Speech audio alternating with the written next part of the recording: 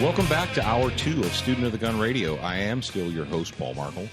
And hopefully our friends over at Stitcher will do us a favor and actually put Part 2 up this week. I know you guys have sent us letters. You're like, dude, I usually listen to you on Stitcher, and they only put one up. And like, folks, all I can tell you is that we put the RSS feed up. We send it to them. And sometimes you have to, Jared, what do you have to do? Go over and hit him on the head with a ball peen hammer or what? I haven't quite figured out what you have to do yet. We'll find out if I did the right thing. But the feed that feeds that comes from Student of the Gun Radio website is the same feed. That feed feeds. Bear with me with all that the feed feeds everything. That feed feeds iTunes, Stitcher, IPP Podcast. It feeds everything. Pod Gallery, Podcaster, Pocket Cast. You know, it feeds the mobile app. It feeds everything. So, depending on what your favorite service is to listen to Student of the Gun, if you're having issues with, like we said, Stitcher, it's not because we didn't send them the material. It's because the company themselves, you know, you can only go so far. You know, we're not paying. They get the money from you. They don't get the money from us. So, but anyway, hopefully you're listening to Part 2 because you did get it. You did download it, and that's a great thing about Student of the Gun Radio. Or the format that we're using is, let's say for whatever reason you weren't able to get it through X, you know, you can get it through Y or Z. If you download the mobile app, then you can get it wherever, all the time. Right, Jared? You are correct. I am correct, exactly. And if you have a computer, if you want to go really super old school, you can go to studentofthegunradio.com, scroll down, and click the little triangle and listen from your laptop. I know, that's craziness. That's like super old school stuff. You mean listen from the computer? One of the other things that I noticed, I was at work the other day, and they have Windows computers there. And I used the Outlook Express. It has a feed option where you can put whatever feed you want into the Outlook Express. And you can listen from there, even. Oh, wow. So you're really going to confuse people now. But well, those who know. Those who don't. That's right. If you don't know, don't hurt your brain. Okay. Now, folks, we want to remind you about the Patriot Fire Team. And a lot of people, especially in this current climate that we're in, a lot of you guys out there, you've thought to yourself, you know what? I know that I should be doing something. I know I should be doing more than what I'm currently doing. I understand, you know, if you listen to the previous segment about 911, you understand that when it comes down to it, the real 911 is you and your family. You are the actual 911. You are this nation's 911. You are the 911 for liberty and freedom and a constitutional representative republic. Dude. Jared, I want you to, are you over there? I want you to put a figurative pin in Representative Republic and do not let me carry on until we talk about that. Okay? Okay. I'm pinning it. I just pinned it. All right, Jared, just put a notional pin in there. But what we wanted to let you know about, in case you haven't heard yet, because some of you guys are new, about the Patriot Fire Team, and it's patriotfireteam.com. This is your gateway. This is your guidepost. If you're one of those people, you're sitting out there and you said to yourself, look, I know that I should be doing more. I know that there are things that I could be doing or I should be doing, but I'm not a police officer. I'm not a soldier. I'm not a Marine. You know, I'm just a dude or a dudette. Okay, that's cool. Are you a citizen? Are you intelligent? Are you a responsible human being? If those apply to you, then you qualify. Go to patriotfireteam.com, and over on the right-hand side or anywhere in there, you can sign up for the newsletter. You're like, dude, I just signed up for Student of the Gun. Now you want me to sign up for this? It's different, okay? You get different stuff. Now, what you'll get if you sign up for the patriotfireteam.com, if you sign up for the electronic newsletter, you will immediately get a free report how to get started. And why is that important to you? Well, that is your guidepost. That is your step-by-step guide to prepare yourself and your family and your friends. That's what the Patriot Fire Team is all about. It's not just about you. It's about you and your family and your friends. Guys, you're hard-headed. You know you are, and that's cool. I'm hard-headed too. But every man, woman, and child sometimes needs some affirmation, you need some encouragement, and you need some assistance. And that's what the Patriot Fire Team is all about. It's all about you, the citizens, working together with other citizens to secure your community, your families, and your nation. Now, I'm not going to go into all the specifics, but it's there, it's laid out for you, and it costs you absolutely nothing. Now, those of you guys who go back with us, 4 or 5, 6 months, know that when we were kicking around the idea of the Patriot Fire Team, we asked you, we said, hey, if we do this deal, do you guys want shirts? And, we got a lot of response from people back there. Yeah, dude, we want shirts. Okay, well, here's what we did. Not only do we have Patriot Fire Team shirts, but we've got them from medium now all the way up to 3XL. So mediums, larges, extra larges, 2 extra larges, and even 3 extra larges shirts are now in stock. We had some requests, so we went ahead and told our T-shirt maker to do another run and make some more up for us. So all you have to do is go to patriotfireteam.com, and you can check those out. Now, Jared, where's that pin at? The pin is at the Representative Republic. Aha, there. See, he did that. Just recently, and we should have talked about this in the first... Can I unpin it now? Yeah, you can go ahead and take the pin out and put it back. I'm removing the pin. I saw it. Was it from Princeton? Oh, I have to look this up real quick, Jared. Or you look it up. Look up Princeton Study Oligarchy. Type in the words Princeton Study Oligarchy and then drop that into the show notes. See, even I sometimes need a little help. Even I, every once in a while, could use some assistance. Now, folks, I know that some of you went to public school in the last 20 years, and you can be forgiven for that. It's not your fault. It's not, you didn't do anything wrong, but we're here to help you. We're here to help you. We're here to educate you. We're here to bring you forward. And some of us are not a success in life because of the public school system. Some of us are a success in life in spite of the public school system. Now, what we had here is this is a story, and we saw it. It was reposted several times this week. And so finally, after seeing it like a half a dozen times, I'm like, all right, what is the big deal about this? And I read it, and I read the title, and it says, the U.S. more oligarchy than democracy study says. And it says, Americans may like to think they live in a democracy, but a new study suggests that the opinions of a moneyed elite class, da-da-da-da-da-da-da.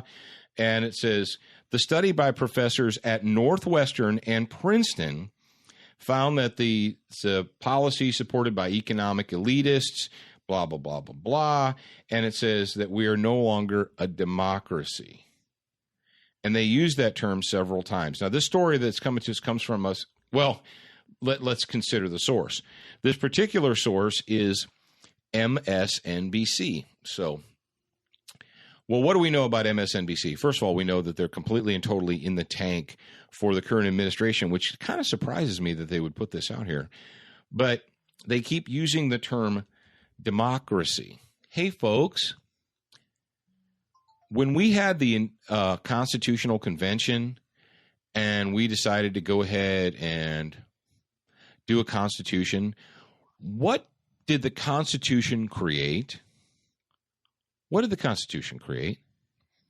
Did it create the United States of America as a democracy? Did it? No. The ratification of the United States Constitution created this nation as a representative republic. And you're saying, oh, come on, Paul, it's all semantics. It's just semantics. No, it's not semantics. It is not semantics. A representative republic is what we have. A true democracy, a strict democracy, is something that they had back in the old Greek city-states. When, if you wanted to pass a law or rule, every person went forward and voted on every law, every tax, every whatever had to be voted on by the group, by the whole. Well, a strict democracy is not at all practical. let's face it, it's not practical. We couldn't get 300 million Americans together and we couldn't poll them every 6 months for every single issue that needs to be taken care of. So what did they design? They purposely designed a representative republic, a House, a Senate, a president, all that good stuff. So you'd think that now maybe, and I'm going to go ahead and throw Princeton and Northwestern a bone here. Maybe when they reported this, maybe in the original studies, well, I don't know. What do you think, Jared? Should we throw them a bone that they know better? Yeah.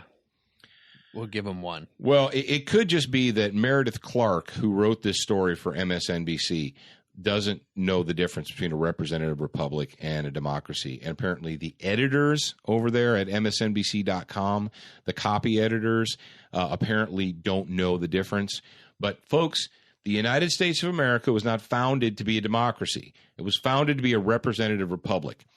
And if you call yourself a constitutionalist, if you call yourself an American patriot, if you support and defend the Bill of Rights and the U.S. Constitution, you need to know what you're talking about. Now, I understand that pundits on MSNBC and basically the functionally illiterate masses that actually would go to MSNBC probably don't know the difference. But we thought that was an important point that needed to be brought up. And sweet Buddha on a rubber raft, if people don't stop saying, oh, it's a democracy. No, it's not. And unfortunately, what we have is people in the Democrat Party with D's behind their names will get in front of microphones and start spouting off all this democracy, democracy, democracy, even though we know that what they really mean is I'm an elitist and I'm in charge and you peasants need to shut up and do what I say. All right, Jared, are you ready to move on? Yeah, let's move on to the next topic here. Let me look. Oh. It's an interesting one. It's an interesting one. All right, are you ready? And hit me. Tiptoe through the window, by the window, that is where I'll be. Come tiptoe through the tulips with me. All right, thank you very much for Tiny Tim for dropping the beats for us. And you guys out there know what Tiny Tim is. If you hear the Tiny Tim music on Student of the Gun Radio, that means it's time for a vagination report. What we've got a vagination report coming to us. Now, we don't have a specific area because, well, it involves Nanny Bloomberg. And we know Nanny Bloomberg is no longer the commissar of the city of New York. He's he's got some time on his hands now. And now that Nanny's got a little bit more time on his hands, he's decided that he's going to make it his goal to disarm you. But how is Nanny going to disarm you? Well, see, now that Nanny is no longer the commissar of New York and he can't push through bills to disarm the citizens of New York, how's he going to do it? Well, Nanny came out this week and he said that he is forming a group to combat the NRA. Apparently, in Nanny's mind, in the big government elitist progressive mind, the NRA is an organization that must be combated. Well, he announced that he's going to do yet another one of these. It's one of these reasonable sounding groups. Whose money is he doing that with? Apparently he's using his money. He's using Nanny money. I'm confident that he doesn't line his pockets with taxpayer money. Oh, no. You say, well, where did Nanny? Well, that's the thing. Once you become one of these big government elitists, then you figure out a way to funnel all the goodies into your bank account. I'm curious as to how, as a nation, how we can claim we have a representative republic when we allow people. We have someone who's elected and they become a senator and they have an annual income of $100,000, and then 20 years later, their net worth is $30 million. Or 15 years later, their net worth is $30 million. You're like, hey, Paul, now come on. You can't knock a good old American ingenuity and investment. No, I'm not knocking that. What I'm saying is you need to ask yourself, are we allowing these people to use their positions as politicians to ingratiate themselves, to line their own pockets? I don't know. Look at Comrade Barry's bank account. Look at Comrade Barry's wife man type person that it lives with, and tell me how you can go from making several thousand a year to several million a year. I don't know. Maybe I'm just naive. Maybe I'm naive, or maybe I don't understand how it works. Well, you can look at the amount of money that they put into schooling and all that, and why would you put?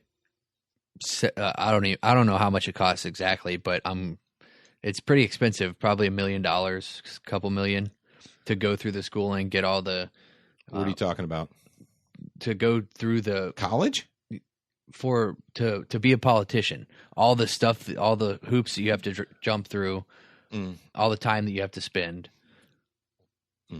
Why would they spend that much money to make $100,000 a year? Well, I mean, $100,000 a year is not chump change, but and nobody makes that little in Congress now. Nobody makes as little as that. But we're going to get back on track here. But Jared was hypothesizing as to how Nanny made his money. Well, Nanny diversifies, but Nanny's going to use $50 million of what he says is his own money. Okay, we'll take him at his word. And he's going to create an organization, a reasonable sounding organization that is there to combat the NRA. And he came out and he called, what is Nanny calling it? Oh, he's calling this new creation Every Town for Gun Safety. Doesn't that sound reasonable? Oh, it just sure does. That's so reasonable. I mean, how could you be against that? You can't possibly oppose it, because if you oppose it, then you don't want gun safety. Oh, and you're a crazy person. You're an extremist. You have to be for Every Town for Gun Safety. Well, apparently Nanny doesn't have a good web advisor or a good webmaster, because what they did is they went out and they announced this group, but they had failed to secure the social media rights for the name. and okay, in the year 2014, Public Relations 101 is what, Jared? Before you announce the name of your product, what do you secure? A domain, all the social media pages. Before you announce a product, if you want to put a product out, whatever it is, Mr. Microphone, if you're going to announce the launch of the new Mr. Microphone from Ronco, the first thing you do is secure MrMicrophone.com. You don't, because someone's going to grab it. There's lots of web pirates out there. Well, what's funny about this story, it's funny and sad at the same time, is so Nanny comes out, does this big press conference with a bunch of sycophants, and says how he's launching this new Every Town for Gun Safety. So a pro-gun group goes out and they grab the Facebook page, Every Town for Gun Safety. And so, and that's the original story, was that how apparently, even though he has $50 million of his own money, he still doesn't understand how we peasants work the whole social media thing. Well, that was the good news. That was the original story that we dropped into the show notes, 3, 4, 5 days ago. Well, since then, no, I said, we don't have stock in Facebook. Facebook, we look at it as, look, it's a necessary evil. I don't like Facebook. I don't support the ideas behind the people on Facebook. But what do we use it for? Well, I kind of feel like we're almost like we're getting under their radar, because what we're doing for you guys is we're using the medium of Facebook and Twitter and all that jazz to funnel information to you, directly to you. And that's a good thing. Now, if Facebook ever decided that they were going to charge us or ask us for money, then we wouldn't give them any money. But what happened before we could sit down in front of the microphones to record this story and talk about it is that Facebook went ahead and they took that name,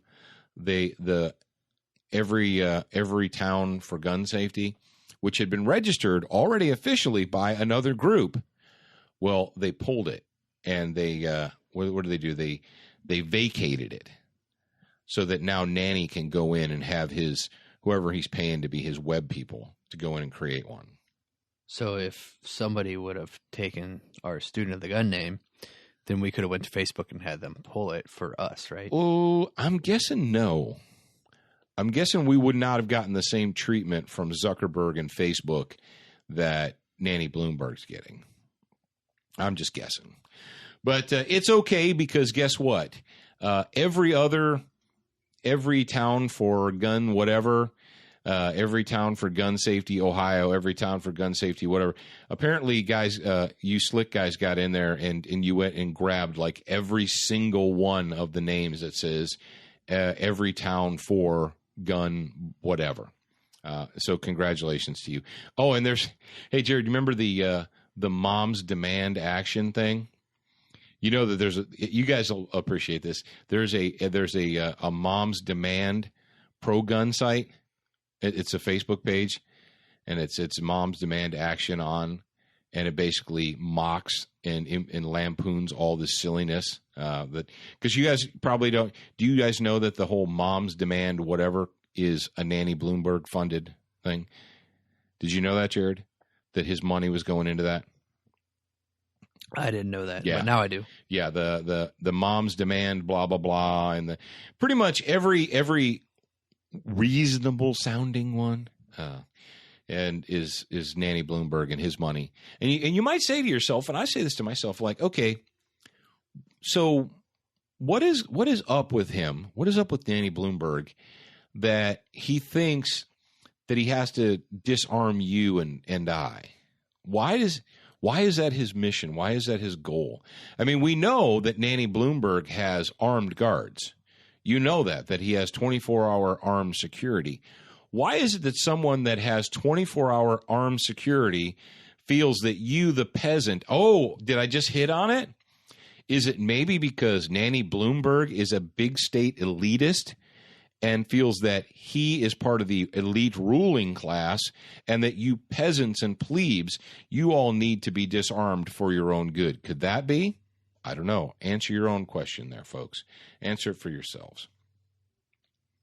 You ready to move on? Yeah, let's move on to the next story. What do we got here? Okay. Oh, public school terrorism. Yeah, we got more public school psychological terrorism, and this fits right in with our topic on bullying. So you have Nanny Bloomberg, who's going to attempt to bully people through his new reasonableness groups to disarm themselves.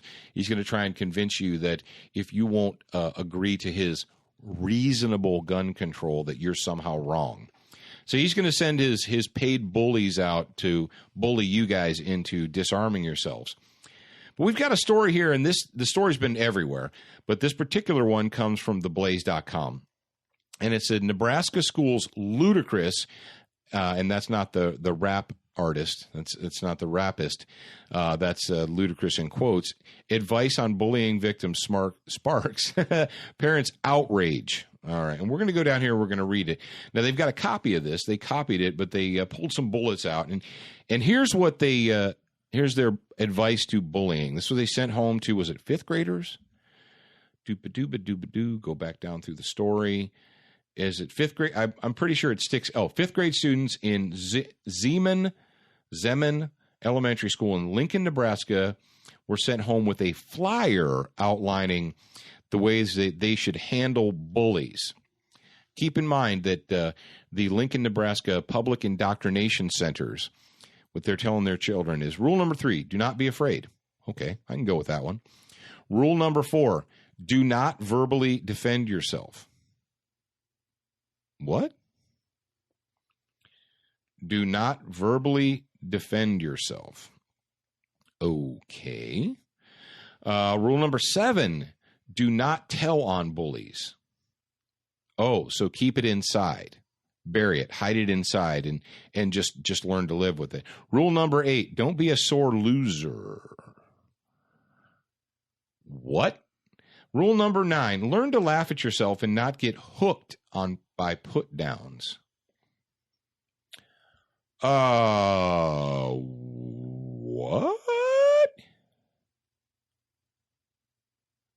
Oh my gosh. Rule number 6, they didn't highlight this one, but I'm looking at it here. It says, if someone physically hurts you, and that's underlined, just show you are hurt. Do not get angry.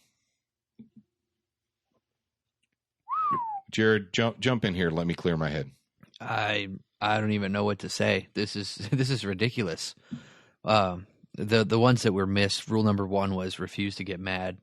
Rule number 2 Is that on the no? Rule number 2: treat the person who is being mean as if they're trying to help you. Yeah, since bullies help people, that makes sense. 3 we already did. 4. Oh, we already 5. did. Do not attack. Yeah, do not attack. I'm stuck on the. Well, there's a lot of them that I'm stuck on, but do not tell on bullies. Do not be a sore loser. Really? All right, folks. This is the school telling the kids. The children that are being the children that are being bullied, that are being picked on, that are being telling the victims. So how does this work, Jared? Oh, hold on. Rule number 9, you already said this. Learn to laugh at yourself and not get hooked by put downs. It says, make a joke out of it and agree with the put down. For example, if you think I'm ugly, you should see my sister. Or you're right and it's going to get worse. What's another one? I've known that for a long time. Thanks for noticing. What's the last one here? The last example is if you think that's what she said. Yeah. If you think I look like a nerd, you should see my dad. Really? Really? How about my dad can beat up your dad? How about if you don't stop picking on me, I'm going to put an end to it. Oh. Folks, you're going to have to see it for yourself, and maybe some of you already have. Now, here's the what do we know about these social elitists? What do we know about the social elitists that are currently in charge of the public school system, and not just the public school system? What do we know about social elitists who have found themselves in positions of power in our educational system? They don't view the world like you and I view the world. They view the world through this happy unicorn milk, rainbow farts world where if you would only just, or this is the way it should be. Not the way it is, not the way reality is, not the way human nature is, but they view it in this rose-colored glasses, to coin a phrase from my youth.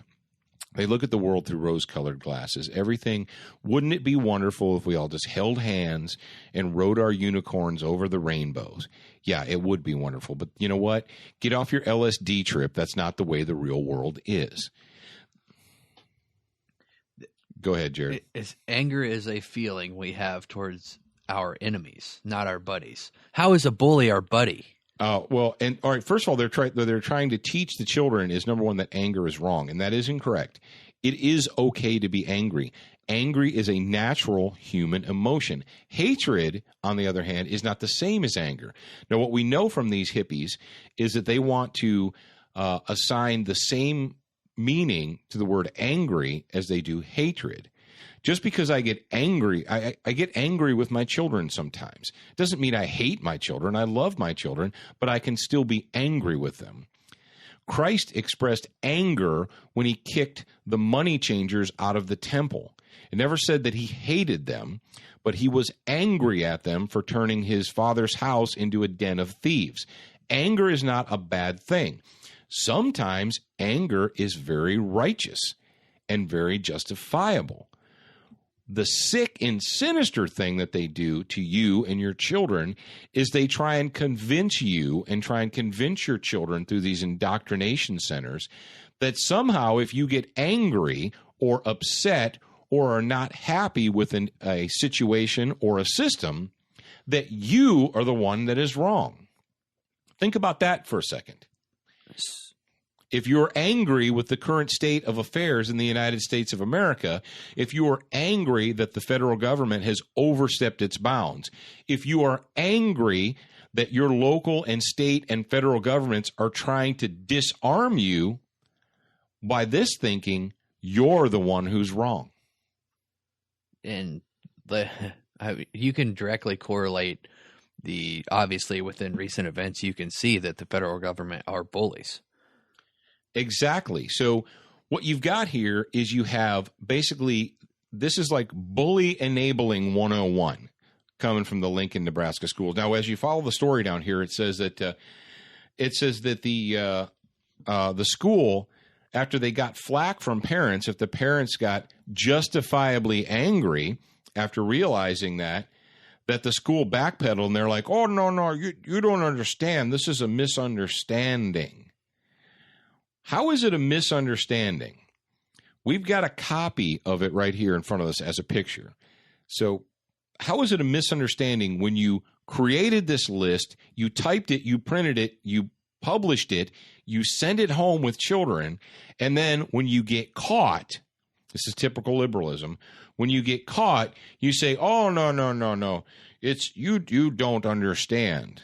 Well, no, actually, I do understand.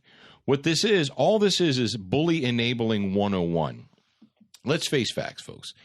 I learned this, and every kid learns this in their own way. Some kids, it's hard for them to learn. Some kids don't understand it. Some kids, they never learn it, or they learn it the hard way. But I learned back in elementary school. You know, there's always been bullies. There always will be bullies. This whole, well, if we just have enough seminars, and if we just have enough, not seminars, but what do they call it? Special assemblies. You know, if we have enough special assemblies and bring in enough guest speakers, then we can eliminate bullying. Are we going to eliminate human beings? Because that's where it comes from. I've got two questions. Go ahead. The first question is, if you enable a bully, did you already talk about this? No, go ahead. If you enable a bully, they're going to continue to bully other people, correct? Yeah. And criminals are the same way. If you are a good victim, then you allow the criminal to keep being a criminal. This garbage that we've got here from the Lincoln Public Schools, Lincoln, Nebraska Public Schools, it's no different than a flyer or a handout from your local police auxiliary that says, if you're ever robbed, don't fight back. Just give the robber what they want. It's not worth fighting back. Really? So what we want to do is we want to make the criminal's job easier for them. How about we make the criminal's job harder? Maybe they won't be a criminal anymore. Maybe they'll do something else. Folks, you cannot, right? Not every kid that is a bully in school is a horrible, evil person. And I understand that some kids are bullies because they have a crappy home life. I got that part. But you making my kid's life absolutely miserable and unbearable is not okay because your kid has a bad home life. Sorry. But that's the way it is. Now, some kids are just let's face it. Everyone's like, oh, no, all children are perfect. No, not all children are perfect. Some children are little turds. Some children are not good people. Some people are not good people. And holding hands and singing Kumbaya and riding our rainbow or our unicorns over the rainbow is not going to change that. Now, like I said, when I was in 5th or 6th grade, I came to the epiphany that even though I wasn't the biggest kid in school, I was a skinny kid. I was tall, but I was skinny. If I fought back against the bully, even if I lost, even if I got my butt kicked or got punched or whatever, I realized very quickly, see, bullies don't want to fight you. What?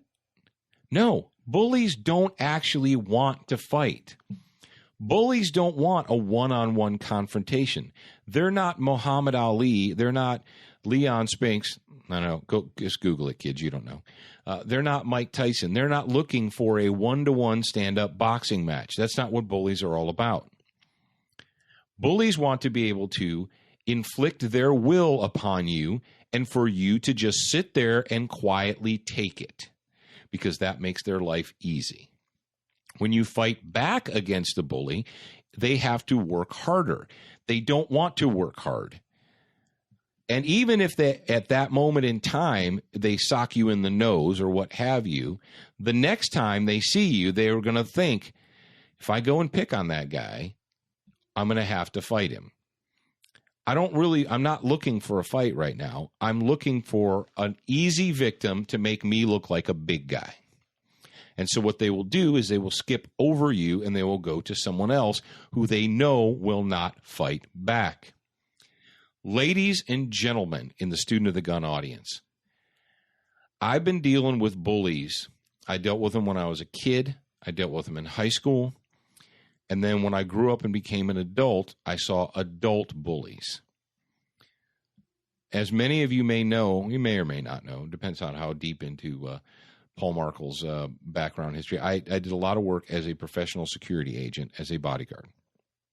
And on several occasions, I was contracted by a company to work as a professional security agent, a bodyguard, for some people that were executives of different companies during labor disputes. And what I found is that the same bullies that were on the playground in junior high, that were in the hallways in high school, those same bullies had simply grown larger and become members of labor unions and decided that because there was a strike or a lockout or some type of a labor dispute, that they could use that as an excuse to terrorize and bully other adults. I was witness to just horrible actions committed by adult bullies against people, against the secretaries of vice presidents and presidents of corporations. I once had to work with a woman who was the head of human resources for a corporation. And during the strike, because she worked with the president and the vice president, and she was, quote, unquote, management, they decided they were going to single her out. This woman was harassed in a grocery store. All right, we have a woman who's in her late 40s, who's the head of human resources, and these bullies decided that that would be okay. Why is that, folks? And you know what? Do you know when the bullying stopped? The bullying stopped when people showed up, people like myself and my compatriots, and stood up to the bullies and said, no, you can pick on them. You're not picking on us. You're coming through us. And guess what amazingly happened? The moment that the people came and stood up to the bullies, they decided to go find someone else to mess with because they didn't want to fight. They wanted to be able to, put their evil will upon them. And folks, it's no different than what we have right here. You need to stand up to bullies. Bullies do not learn by hugs. Let's make a joke of it. It's sick. It's insidious. It's teaching your children to be good little sheep, good little victims. Don't question authority. And if you get angry, you're the one who's wrong. It's wrong and it needs to stop. And I'm glad that we've had the opportunity to talk about it here on Student of the Gun Radio. Speaking of sheep, the term sheep makes me think of the authors of this next article we're about to talk about. And the title of the article is, let me see. Let me get all the way up here. I can only see a little bit of it. The Boston bombing. Yeah, but it says, too many guns. How shootout with bombing suspects spiraled into chaos. Okay. Obviously, that's the too many guns. That's no. You hold on. You better put a pin in that, Jared, because this is not too many guns for people. This is too many guns for police. Oh, okay. That's why it's in the story. That's why it's in the show notes. Now, this is one that I put this in here because it is nothing short of a miracle that this story was published. And the title of the gun is the title of the story is Too Many Guns, How Shootout with Bombing Suspects Spiraled into Chaos. And the dateline is Watertown, Massachusetts. And this is from MSNBCnews.com.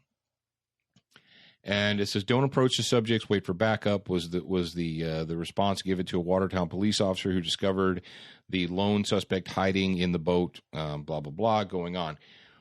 What the story basically says is it goes on here is it says that the situation that happened after the Boston bombing with the Great Manhunt was an example of how modern police agencies have too many guns and not enough training. The fact that hundreds of rounds were fired at that boat and that the suspect wasn't even killed. I mean, the suspect was able to, they fired I think it was in excess of 100 rounds into that guy's boat in his backyard. And the suspect was able to crawl out and surrender. Oh, and then the situation with the SUV. What the story essentially says is that we've got a situation in the United States of America where we're purchasing all this militaristic hardware for these police officers, but are we taking the time to give them the proper training? Are we handing them evil black rifles with 30-round magazines and saying, go forth? Or are they taking the time to teach them discretionary fire, how to fire the guns properly, how to not just open up? And they said that there's a situation what they called contagious fire, whereas where one person fires, they fire, and everyone else fires in that general direction as well. Now, where do we see that? Where have we seen that in the past? Well, in war. You know, on the battlefield, we see one soldier shoots in an area and everyone else thinks that's probably where we should shoot too, and they empty their guns into that general area. And that's fine in a war where it's your army versus their army and you're out on a battlefield. But the cities of the United States of America are not supposed to be battlefields. We're not supposed to just empty our magazines into the general direction of something that scares us or makes us nervous. That is not a good situation. Now, the reason that we put this story in here, like we said, is I find it almost miraculous that MSNBC would question the state by putting an article out like this. But it's a situation, and you ask yourselves this, United States of America, citizens, do you think that we should have heavily armed police officers that are going through our communities, and when they get scared or startled or surprised, just empty? You know, you've got your anti-gun friends who think that there is no reason in the world that you should be allowed to own an AR-15 with a high-capacity magazine because you can't be trusted with it. But those same ninnies see no problem in employees of the state walking around with the exact same hardware. They don't have a problem with that, which tells you, A, that the anti-gun movement is not anti-gun. It's anti-civilian. It's anti-citizen. They don't want you, the peasants, to have the guns. It's okay for the state to have them. They don't have a problem with that because they're comfortable. They're very happy being comfortable tax slaves and sheep. But folks, it says, and one of the poll quotes from this is, it says, someone has to be in charge. And what we know from our former training. Oh, wow. Dude, I just found this quote. Did you just find the quote from Scotty Reitz? No, I was looking in here. I don't see where it says the not enough training. Too many guns, not enough training. Well, what is it saying? I don't know. That's why I was. All right, Scotty Reitz, it says Scott Reitz, a former LAPD SWAT unit member. I'm going to read this verbatim for you guys. And National Firearms and Tactics and Deadly Force expert said that most of the officers act with, quote, the best intention. However, the confusion, misdirection, and overall chaos, such as the incident in Watertown, can't be understated, especially weighing against the limitations of their training versus their real-world experience. You got that? It says, in essence, it would be analogous to practicing on a stick-shift Volkswagen Bug and being thrown into the Le Mans on the Formula One race car at night in the rain. It says one cannot train to one level of proficiency when an entirely different level is required in the real world. The results are somewhat predictable. And so what we've got here is basically Scotty is saying, he goes, if we want to, and that's what happens quite unfortunately, I can tell you this from the police world, is administrators, it's easier to sell administrators on purchasing things than it is to sell administrators on training. And you say to yourself, you're like, Paul, I'm a reasonable person. I consider myself intelligent. And you're telling me that city fathers, that county commissioners, that administrators would rather spend money on hardware than they would sending their people to training. And I'm telling you, absolutely that is the case. They'll buy all kinds of gear, all kinds of stuff, and think that the addition of the extra guns and the extra computers and the extra thises and the extra that's, that they can buy their way around training. Because in their minds, and the truth is in their budgetary minds, If they buy a bunch of guns, that's a one-time expense. But if they buy a bunch of guns and then they approve the overtime and the wages for people to go through training, not just training once, but through continual training, through in-service training all the time, then they have to keep rebudgeting money for these people to go out. I told you guys once before that I actually was privy to a city or a village council meeting where the chief put forward a budget, and he proposed, and there was training money in the budget, and the village council member said she didn't understand. Weren't these people trained when you hired them? Why do you need money to train these cops? Didn't they go to the police academy? Well, then they're already trained. We're not giving you any money for that. And that's a similar situation that we have right here. So essentially the authors of this story, there's actually 3 authors of this story. It's a very, very long article, especially for the internet.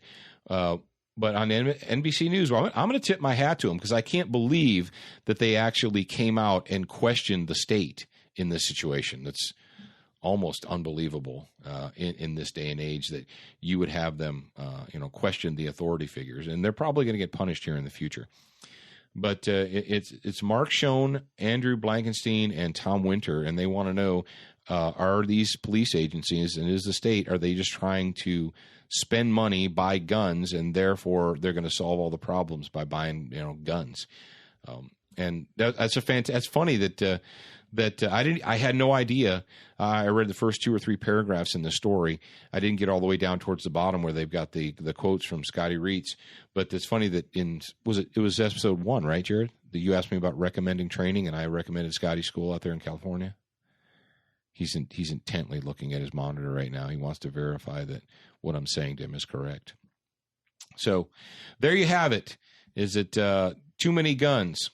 Too many guns, and in this case, miraculously enough, the too many guns situation, it doesn't mean too many guns in your hands. It means too many guns, too much ammunition in the hands of untrained state employees. Well, I still don't agree with that. The too many guns thing, because if we're going to use the argument that I don't understand what you don't understand about the premise of the story. Well, I understand the premise of the story, but I still don't understand the way that they're wording it. I mean, I understand it. I don't agree with it because from a pro-gun standpoint, we don't blame the gun, right? No, but I think what their authors are trying to say is that the agencies, that they're trying to solve the problems by buying guns and gear for the police officers instead of training them. And what we've but why not focus on getting more training instead of too many guns? If you've got properly trained, what you want to discuss with the copy editor why they put that title? No, well, I don't know. Well, from an SEO standpoint, you put the word guns in titles so people will read them. Because if they put too little training, I guarantee you this, as somebody who writes articles for a living, if the title of the story was not enough training, we have guns but not enough training, or not enough training, or whatever, even the words training or practice in the title, half the people that read the story wouldn't read it.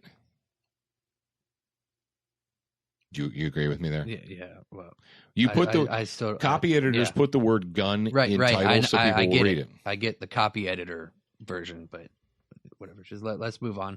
We're at 49 minutes now, so we got to finish up. All right. So this last story comes to us out of Ohio, and it says Cincinnati police are forming a gun unit. And what have we talked about before? If your local police department, now cops are cops, right? Police officers, sheriff's deputies, what have you. Their jobs are supposed to be law enforcement. They're supposed to find the lawbreakers, the bad guys, and arrest them and charge them and let the courts do their work, right? I mean, that's what we know. That's what basically police officers do. And when you're a police officer, I know there are specialties in the police world. You have traffic officers who deal specially with traffic, and you have crime scene investigators, and you have people that deal with sex crimes. You have people that deal with kidnapping crimes. You have homicide investigators that specialize in that. But right now, we're saying the police are forming a gun unit. Now, all those other things that we talked about, sex crimes, murder, kidnapping, theft, those in and of themselves are pejorative terms. Those are wrong, right? Those are what they would call malum in se. I don't need to convince you that rape or murder or theft, I don't have to tell you that those are wrong, and that it's good to have police officers who can investigate those crimes and catch the people responsible. But now when you talk about forming a unit that's a gun unit, Cincinnati police are forming a gun unit. So rather than say, well, these police officers are there to track down unlawful or to deal with unlawful behavior on the part of humans, what does the term gun unit imply? What does it imply? Well, it implies that the object in and of itself needs to be regulated, that it is the possession or the existence of the object, in this case a gun, that we're after. So in this, what are you saying? Are we saying that the Cincinnati police are going to form a special unit not to deal with lawbreakers, not to deal with gangbangers, not to deal with people that are distributing dope, that are committing felonies, robberies, assaults, and so forth, but we're specifically going to deal with people or the possession of the gun? That's the big problem. And that is where I question this story. That's where my red flag goes up. When you have agencies that are, or units in police agencies that are specifically designated to go after a lawfully owned object, and guns in America are lawfully owned, and you say, well, yeah, but some criminals have guns that are illegal. Okay, is the gun illegal, or is it the criminal that is the one that you need to be worried about? And I'm looking for a little bit of intellectual honesty here from the Cincinnati Police Department. What are you more concerned with? Are you more concerned with dealing with human beings that are violating the law? Or is it much easier for you to target the inanimate object of the gun and say, look at all the guns we took off the streets? You know what? There's always going to be weapons and hardware available to bad people. You want to impress me, Cincinnati? You want to really impress Paul Markle, host of Student of the Gun? Rather than forming a gun unit, why don't you form a let's get these trash bag pieces of crap off the street and stop them from robbing and, harming, raping, victimizing the good citizens of the city? Maybe we could do that. Maybe that's a little bit too long of a title for them. But any anti-gun unit, if you're living in a city or a community or region where the local police have decided, or the state police or the sheriff, that they're going to form a special unit that's in charge of getting rid of guns or disarming people, you better freaking throw the red flag up. And it says if you have a gun illegally, what do we know? That the states, some of the states are working towards making guns that are legal today illegal tomorrow. Well, or assigning illegality to an object. That's like saying, would you use a sentence where the robber was caught in possession of an illegal car? The bank robber was caught in possession of an illegal phone. What? The drunk driver was caught in the illegal possession of alcohol, or the possession of illegal alcohol. How is it that we can assign the term illegal to the word gun, but not other objects, not other inanimate objects like cars or beer or phones or whatever? Is the gun itself illegal, or is it simply an inanimate object that is used by criminals? Well, what do we know? What do we know about the intellectually dishonest and the morally lazy? It's much easier to attempt to punish an inanimate object than it is to deal with the behavior of humans. Because dealing with the behavior of humans is tough, and it requires a lot of effort. And it's much easier to go out to the people and say, look at all these guns we collected. Okay, great. You collected a bunch of guns. Where are all the gangbangers and drug dealers and scumbags that are associated with those guns? Oh, well, we had to release them. They all got early release from jail. They're on probation. They're out, crawling amongst the public. Cincinnati, well, first of all, we know that Cincinnati is full of progressive, liberal, big government idiots anyway. So what do you expect? All right, Jared, before we go, what are we going to do? Well, we're going to thank our good friends at Keltec Weapons of Cocoa, Florida, Crossbreed Holsters of Republic, Missouri, and Colt Manufacturing, makers of the LE 901 rifle. Check them out. And, of course, don't forget about Student of the Gun TV that is on Dish Network Channel 266 each and every Monday night at 9 p.m. You want to check that out, 9 p.m. Eastern Time if you got Dish Network. If you don't, just go over to studentofthegun.com. You can watch the latest episodes. You can see the archives. And don't forget about what, Jared? What can they do on their iPhone or iPad? You download the Student of the Gun mobile app. That's for right. free. And I don't think we talked. Did we talk about the giveaway in this segment? No, we didn't.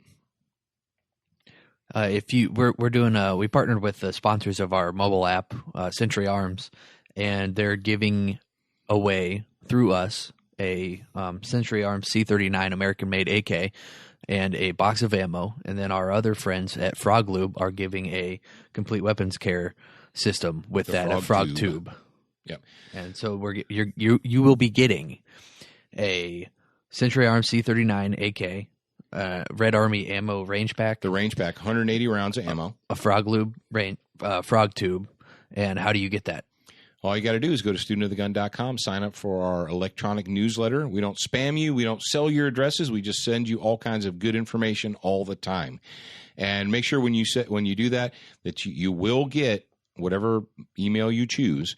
You will get a confirmation email in there, and you're not activated for the electronic newsletter or anything else until you confirm it, because we don't want people just plugging in names in there just randomly. We want to make sure that you actually have to take a minimum of 2 steps in order to get that. But it's a lot of good information, and of course, if you do sign up for Student of the Gun for the newsletter on the website, you get the 1-box workout, you get the exclusive videos, you get entered, or you get a special one-time offer. We give you a super awesome discount on our Armed Living DVD. You can take advantage of that. And as a huge bonus for you, because we love you guys out there, we're going to give away a Century Arms AK ammo and a cleaning kit, the Frog Lube cleaning kit, all just because we like you. And you can earn bonus entries to that if you want. If you want to be entered more than once, go like us on all of our social media.